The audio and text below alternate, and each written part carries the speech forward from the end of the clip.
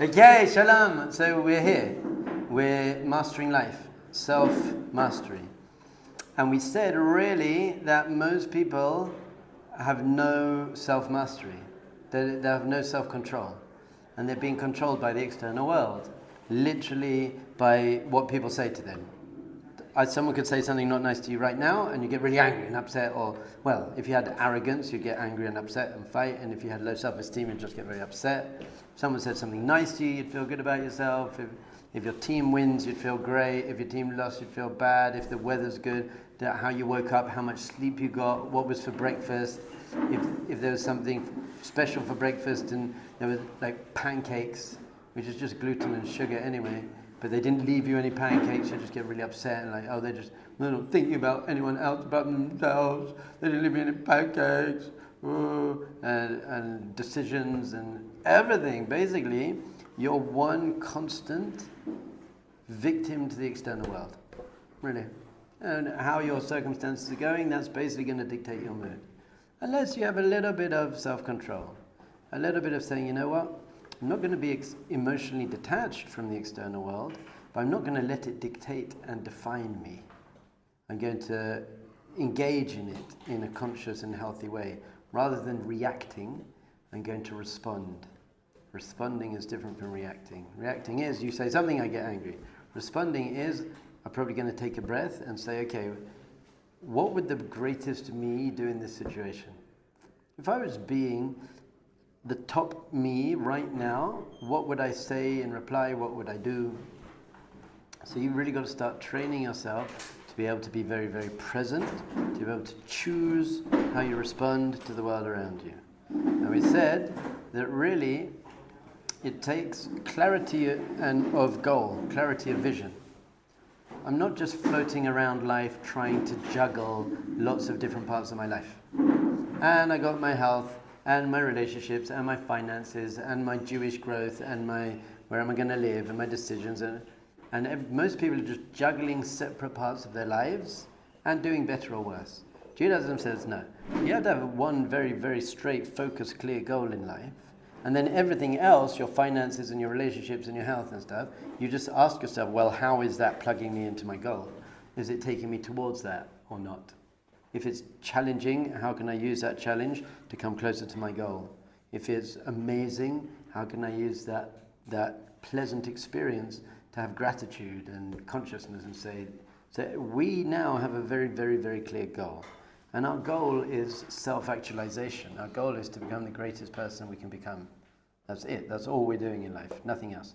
All your other goals, I'd like to have a nice marriage, and I'd like to have a good job, and I'd like to do things. Those are very important and wonderful goals, and you should all have them, but they're really just sub-goals of your real goal, which is self-actualization. And the more you self-actualize, the better your marriage will be. And the more you self-actualize, the more conscious and meaningful your job will probably be. And the more you self-actualize, the less you'll be disturbed by what other people think of you and stuff going on around you. So then you become, that's called self-mastery. I'm a master of myself. I'm a master of my thought, speech, and action. I'm deciding how to think, speak, and act given any situation. What's the right thing to do? Self-actualization, we said, is then just two things: improve yourself, improve the world, which is character traits and impact. Improve your character traits, have a strong impact on the world, make the world a better place. And then we said, what is meaning? What makes something meaningful? If it's taking you towards that goal, it's meaningful, and if it's not, it's not. So if what you are engaged in is making you a better, healthier, kinder, stronger, more resilient, compassionate, non-judgmental person, that's called meaningful. That's taking you towards your goal. And if it's not meaningful. That's basically where we came up till now. So then we said, did we do the whole values class? What are you valuing? What do you value? What do you spend your money on, your time? So we did that. We said, if you say I value my health, well, what are you eating? What are you doing with your time? And if it doesn't match, then what you're valuing, your time and money and effort, isn't taking you towards your value. You've got to start moving in the right direction. And then we said you really have one power, the power of Ratzon. How much do you want it? How much do you want to be a great person? So then we said there are three ways to know how much you want something.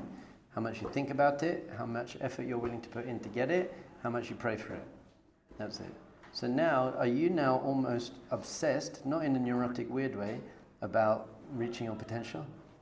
not with pressure and guilt and fear and comparing to other people, but I'm here just like a person who wants to win the gold medal in the Olympic Games says, I am here this is my dream, I'm going to do that. They're obsessed with it. That's their whole life. So they're falling asleep thinking about it. They're waking up thinking about it.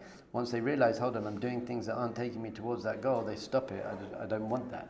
So now we have self-control, choosing what I'm investing in. So now we're moving on. Improving your character traits. We said it's the key to everything you want in life. It's the key to happiness. Because if you had less jealousy, doubt, fear, anxiety, guilt, hatred, low self-esteem, arrogance, you'd just be a much happier person. It's the key to good relationships.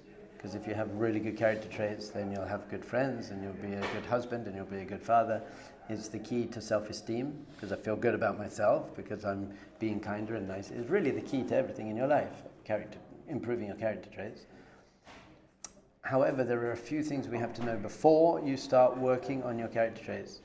Number one is that you have to feel good about yourself. If you don't feel good about yourself in general, and then you say, well, I've got to work on this, and I've got to work on this, it's just very, very heavy. So I'm going to give you a whole class, not today though, on how to build up healthy self-esteem. Because healthy self-esteem is the foundational key to everything else in your life. If you have healthy self-worth, healthy self-esteem, you don't put other people down.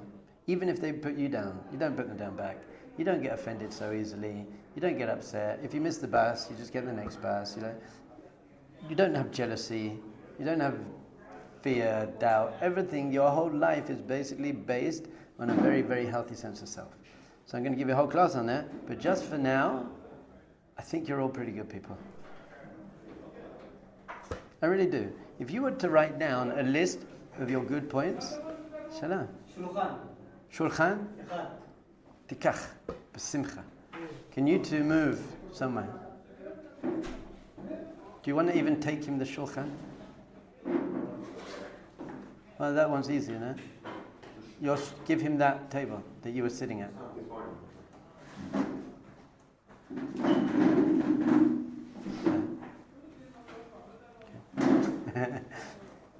So, for now, if you were to write a list of all your good points and bad points, I pretty much guarantee, unless you're just a very negative, self-critical human being, which I meet too many of them, which is really sad, you're basically okay.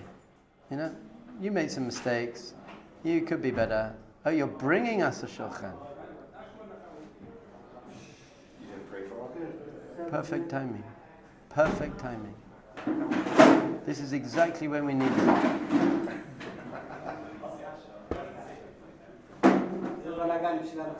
Baruch Hashem.